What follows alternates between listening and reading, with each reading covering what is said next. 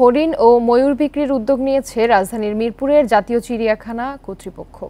অবকাঠামোর তুলনায় এসব প্রাণীর সংখ্যা বেড়ে গেছে, তাই বিক্রির এ উদ্যোগ নেওয়া হয়েছে। অন্যদিকে আকর্ষণ বাড়ানোর জন্য শিম্পাঞ্জি ও গরিলা কিনতে চায় চিড়িয়াখানা।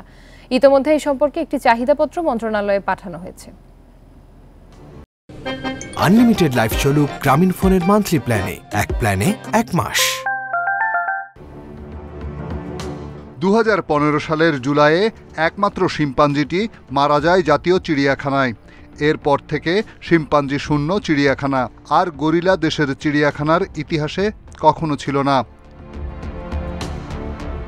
চিড়িয়াখানা সমৃদ্ধ করতে এবার শিম্পাঞ্জির সাথে গরিলাও কিনতে চায় কর্তৃপক্ষ, আর বিক্রি করতে চায় হরিণ ও ময়ূর। মজুদ থাকা সাপেক্ষে আমরা চিত্রা হরিণ এবং ময়ূর এই দুইটা প্রাণী আমরা বিক্রি করছি সরকার নির্ধারিত মূল্যে।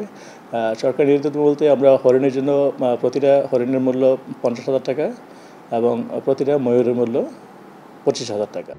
এক জোড়া হরিণ কিনতে 1 লক্ষ টাকা, আর এক জোড়া ময়ূর কিনতে গুনতে হবে 50,000 টাকা। হরিণ কিনতে বন বিভাগের ছাড়পত্র লাগলেও ময়ূর কিনতে কোনো ছাড়পত্র লাগবে না।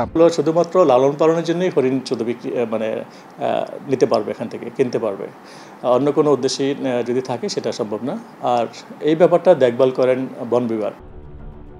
বর্তমানে 135 প্রজাতির 3,380টি প্রাণী রয়েছে চিড়িয়াখানায়, যার মধ্যে 287টি হরিণ, 197টি ময়ূর আছে। রিশাদ হুদা, ইন্ডিপেন্ডেন্ট নিউজ, ঢাকা।